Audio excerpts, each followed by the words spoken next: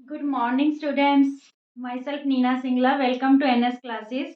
Today we are going to start new unit number 3, pair of linear equations in two variables. ये unit start करने से पहले students आपके लिए कुछ इंपॉर्टेंट इंफॉर्मेशन है। जो अगर आपके पास पुराना मैथ है, क्योंकि अभी तक न्यू मैथ अवेलेबल नहीं हो पाया है मार्केट में, तो वहां से आपका जो डिलीटेड सिलेबस है न्यू मैथ में वो आपका रिमूव कर दिया गया है। मींस 3.1, 3.5, 3.6 और 3.7 डिलीट हो चुकी है। क्लियर।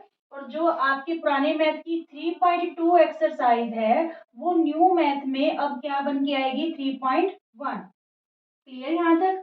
अगर हम फर्स्ट यूनिट की बात करें तो 1.1, 1.4 जो है आपकी एक्सरसाइज डिलीट हो गई है। इधर से 2.3 और 2.4 डिलीट हो गई है। ठीक है। और भी बहुत सिलेबस डिलीट हुआ है आपका। जैसे जैसे वीडियोस अपलोड होंगी मैं आपको डिलीटेड जो है सिलेबस की बारे में बताऊंगी। और अगर आप गूगल पे एनसीईआरटी में जाएंगे तो वहां से आप ई बुक है जो डाउनलोड कर लीजिए, तो आपको पूरा उसमें इंफॉर्मेशन मिल जाएगी कि कौन से चैप्टर में कौन कौन सी एक्सरसाइज डिलीट हुई है। क्लियर। चलो अब हम करते हैं pair of linear equation in two variables. तो pair of linear equation in two variables में स्टूडेंट्स हमने लीनियर इक्वेशन की थी नाइन्थ में टू वेरिएबल्स की। तो वो किस फॉर्म में होती है, A X plus B Y plus C. अगर हम इक्वल टू जीरो लगा देते हैं तो ये पॉलिनोमियल इक्वेशन की फॉर्म में आ जाती है। ठीक है। तो यहाँ पे हमने टू वेरिएबल्स यूज किए हैं, variable x and variable y. ठीक है। लीनियर इक्वेशन इसलिए क्योंकि इसकी डिग्री क्या है, 1 है। देखिए यहाँ पे ए बी सी ये तीनों क्या है, रियल नंबर्स हैं। क्लियर। तीनों क्या है, रियल नंबर्स। अब हमें यहाँ पे क्या बोला गया है, पेयर के बारे में बोला गया है। लीनियर इक्वेशंस का हमें पेयर लेना है। तो जब हमें पेयर लेना है तो फिर हम किस फॉर्म में लेंगे, A1 B1 और C1। ठीक है। A1 B1 यानी A1 x plus B1 y plus C1। और जो सेकंड इक्वेशन है A2 x plus B2y plus C2 equal to 0। ठीक है। ये आपके पास टू लीनियर इक्वेशंस होंगी। ठीक है। कितने वेरिएबल्स में, टू वेरिएबल्स में, एक्स एंड वाई। क्लियर। तो अब हम इसके मेथड देखेंगे। यहाँ पे जब हम इनको सॉल्व करेंगे तो हमारे पास एक्स वेरिएबल और वाई वेरिएबल की क्या आ जाएगी, वैल्यू आ जाएगी। तो इसमें हमारे पास इस एक्सरसाइज में ये चैप्टर डिलीट होने की वजह से, एक्सरसाइज डिलीट होने की वजह से ओनली 3 मेथड्स बचे हैं। एक तो ग्राफिकल मेथड, सब्स्टिट्यूशन मेथड और एलिमिनेशन मेथड। ठीक है। तो ग्राफिकल मेथड से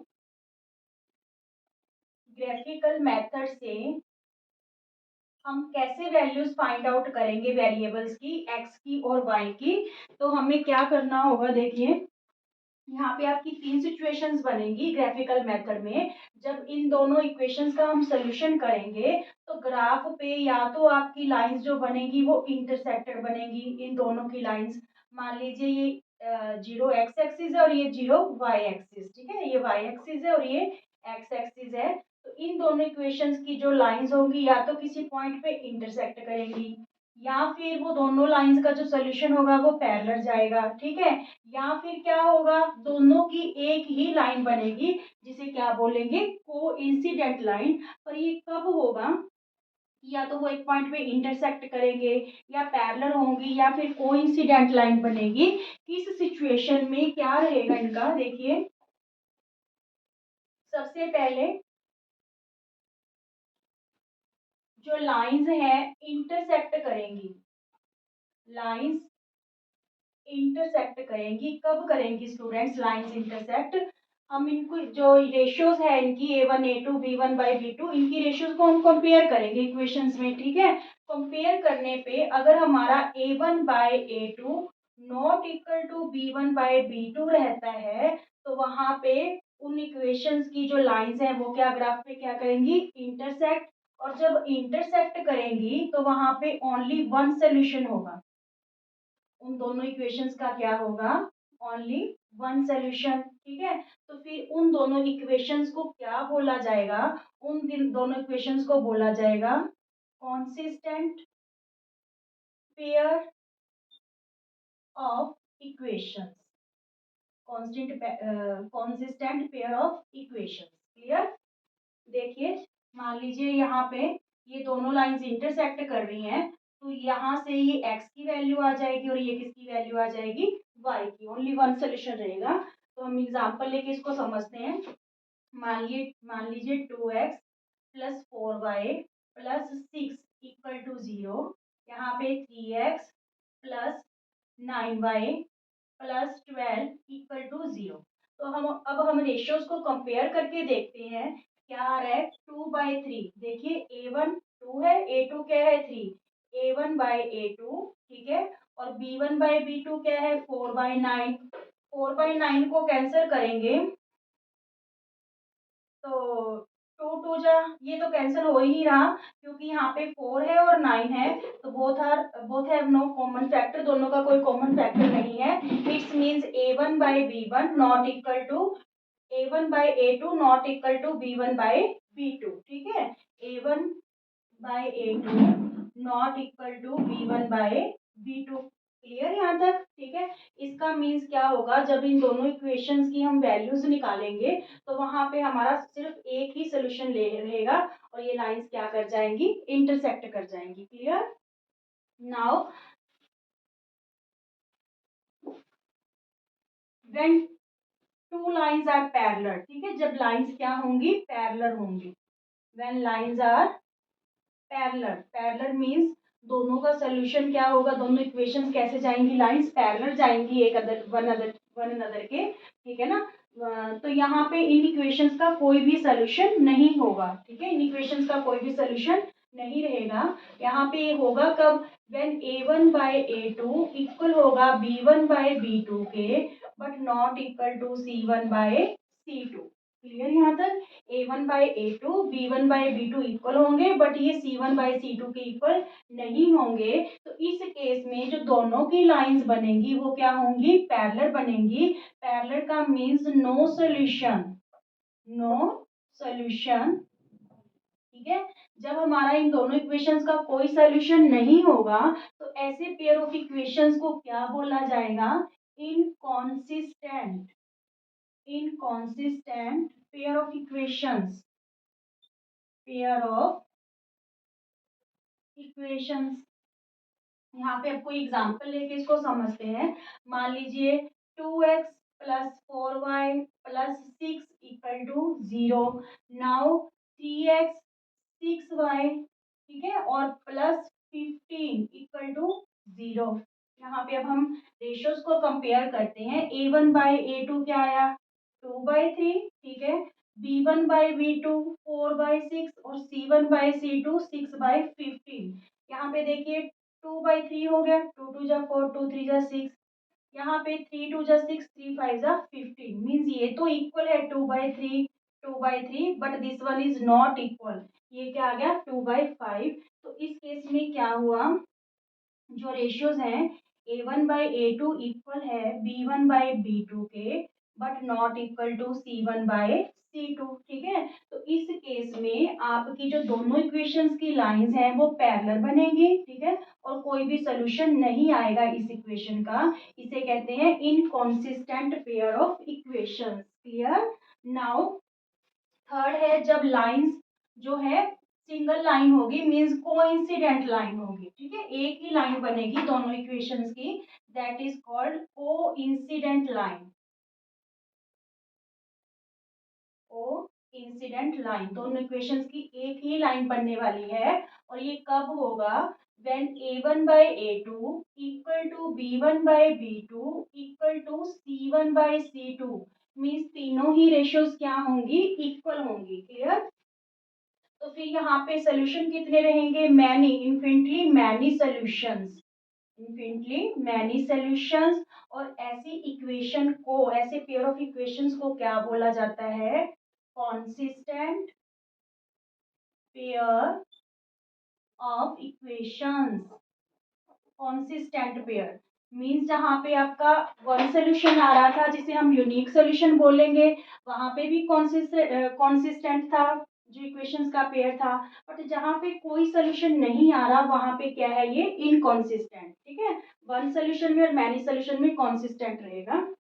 एग्जाम्पल लेते हैं, कोई भी एग्जाम्पल ले लो। 3x plus 6y plus 9 equal to 0, ठीक है। 4x 12y और 8y लो यहाँ पे, 8y प्लस 12 इक्वल टू 0। अब हम रेशियोज को कंपेयर करते हैं। 3/4, ठीक है, यहाँ पे 6/8 और यहाँ पे 9/12।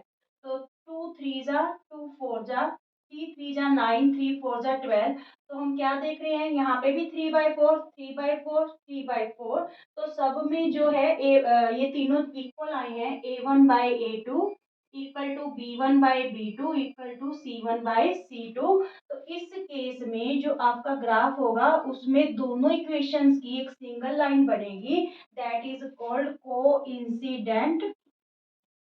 Incident line. क्लियर। और इसमें मैनी सॉल्यूशंस होंगे, हर एक पॉइंट पे सॉल्यूशन है। क्लियर, ठीक है। अब हम करेंगे इसके बाद जो दो मेथड्स आपको करने हैं, substitution method and elimination method. तो देखिए सब्स्टिट्यूशन मेथड क्या है।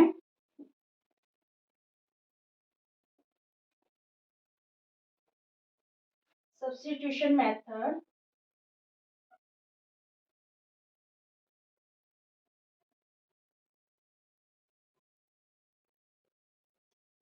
इसमें क्या होगा, जब आपके पास टू इक्वेशंस गिवन होंगी, मान लीजिए x plus y equal to 4, ठीक है, 2x plus 3y equal to 9, ठीक है, ये आपके पास कोई भी टू इक्वेशंस हैं। तो इसमें क्या करना है, आपको दोनों वेरिएबल में से किसी एक वेरिएबल की वैल्यू निकाल लेनी है, ठीक है, किसी भी इक्वेशन में से, और फिर वो वैल्यू अदर इक्वेशन में सब्स्टिट्यूट कर देनी है। फॉर एग्जांपल जैसे हम 1 से देखें तो x plus y equal to क्या दे रखा है 4। तो यहाँ पे हमने क्या किया, x की वैल्यू निकाल ली, ये y उधर जाके क्या हो गया माइनस, ठीक है। नाउ पुटिंग दिस वैल्यू या now substitute the value of x in equation 2, क्योंकि 1 से तो हमने बनाई है, 1 से निकाल के 1 में ही पुट नहीं करनी, अदर इक्वेशन में करनी है। क्लियर। तो substitute the value of x in equation 2। Two equation में जब इसकी वैल्यू सब्स्टिट्यूट करेंगे स्टूडेंट्स, 2 में क्या है हमारे पास 2x, तो x की वैल्यू क्या आ गई 4 minus y plus 3y equal to 9। तो यहाँ पे 4 2 जा 8, ये माइनस का 2y हो गया, प्लस 3y इक्वल टू 9। तो यहाँ पे प्लस 3y में से माइनस 2y गया तो y रह गया, और ये प्लस 8 इधर जाके क्या हो गया -8। मीन्स y की वैल्यू आपके पास क्या आ गई 1, ठीक है। नाउ पुटिंग दिस वैल्यू, चाहे तो यहाँ फिल कर दो, चाहे यहाँ पुट कर दो, और चाहे यहाँ पे पुट कर दो, ठीक है, कहीं पे भी पुट करो आपकी x की वैल्यू आ जाएगी। पुटिंग द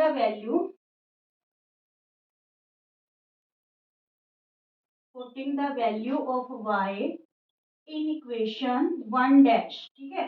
तो यहाँ पे पुट करेंगे तो x plus y equal to 4 है आपके पास, ठीक है, x प्लस वाई।